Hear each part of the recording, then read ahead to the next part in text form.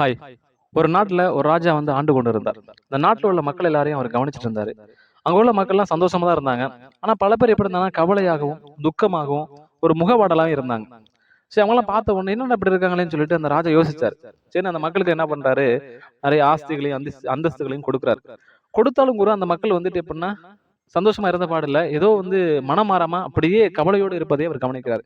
சரி, இந்த மக்கள்லாம் என்ன பண்றது, இந்த மக்கள்லாம் எப்படி சரி பண்றதுன்னு யோசிக்கிறாரு. யோசிச்ச உடனே அவர் ஒரு ஒரு திட்டம் தீட்டுறாரு.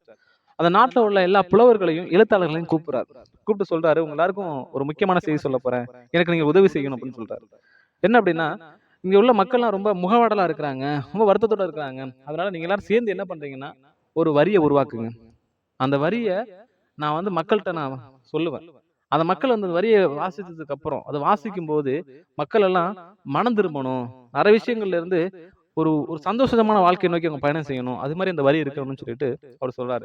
அந்த வரி இன்னும் எப்படி இருக்கணும் அப்படின்னு சொன்னார் அப்படின்னா, பாதிக்கப்பட்டவர்களுக்கு ஆறுதலாகவும், பயந்தவர்களுக்கு தைரியமாகவும், கவலையில் இருப்பவர்களுக்கு நம்பிக்கை கொடுப்பதாகவும் அந்த வரிகள் இருக்க வேண்டும் என்று சொல்லி மீண்டும் அந்த ராஜா அழுத்தி சொல்றாரு.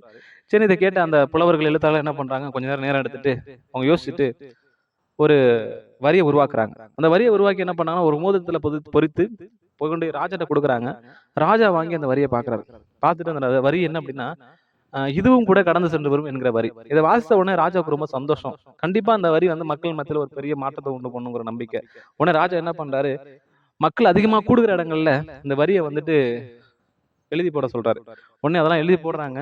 மக்கள் அதிகமா கூடுற இடங்கள்ல அத வாசிக்கும் பொழுது மக்களுடைய மனசு மாற ஆரம்பிச்சுட்டு.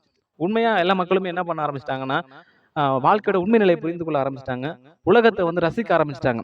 சந்தோஷமான வாழ்க்கை எப்படி நடத்தணுங்கிற ஒரு எண்ணத்துக்கு அவங்க மாற ஆரம்பிச்சிட்டாங்க. இதெல்லாம் பார்க்கும்போது ராஜாவுக்கு ரொம்ப சந்தோஷமாயிட்டு, இந்த வரிகள் ரொம்ப பிரபல்யமாயிடுச்சு. இதனால ராஜாவோட பெயரும் ரொம்ப புகழ்பெற்று வளர ஆரம்பிச்சிட்டு. அந்த இதுவும் கூட கடந்து சென்று விடும் என்கிற வரி தான் இந்த அளவுக்கு வந்து மக்களுடைய மனதை மாற்றுனுச்சுன்னு சொல்லி ராஜா அதை வந்து புகழ்ந்து பேச ஆரம்பிச்சிட்டார் என்ற ஒரு கதை உண்டு. இதுவும் கூட கடந்து சென்று விடும் என்ற வரியை தொடர்ந்த ஒரு சில வரிகள் இதோ. வாழ்வு முழுவதும் சோகம் என்றாலும் கலங்காதே. உன் துக்கத்தினால் காலை உதயம் தன் அழகை இழந்து விடாது. ஓடை நீர் தனது பளபளப்பான நிலையான அழகை அசோக மர இலைக்கோ தாமரை மலருக்கோ தராமல் போகாது. வாழ்க்கை இருண்டது, சிக்கலானது என்றாலும் கலங்காது. நேரம் நிற்காது, உன் துக்கத்திற்காக தாமதிக்காது. இன்று இவ்வளவு நீண்டதாக, விசித்திரமானதாக, கசப்பானதாக இருப்பது விரைவில் மறந்து போன கடந்த காலமாகிவிடும். அழாதே. புதிய நம்பிக்கை, புதிய கனவுகள், புதிய முகங்கள், இன்னும் பிறக்காத வருடங்களின் அனுபவிக்காத சந்தோஷம் துக்கப்படும் இதயத்தை துரோகி என்று நிரூபிக்கும். கண்களை கண்ணீர் துளிகளுக்கு விசுவாசமற்றதாக்கும்.